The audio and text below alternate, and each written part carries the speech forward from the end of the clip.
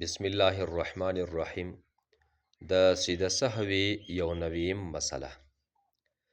مسله دا ده که چیرې یو سړی په سنت غیر مؤکده وکړي یا په نفلي مانځه کې ناسته پرېښودله، 4 رکعاته یې وکړل،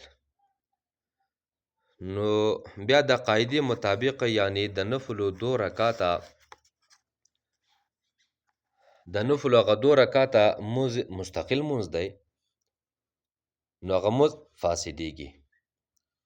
لیکن فقهای حضرات بطور احسان خلاف قاعده دغه 4 رکعاته مونځ د یو مانځه په حکم کې شمیرلی دی او صحیح ښودلی دی، نو مونځ یې صحیح دی.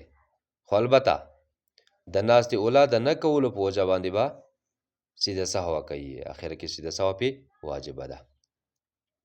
دغه مسله په مراق الفلاح 228 صفحه کې لیکلی دی.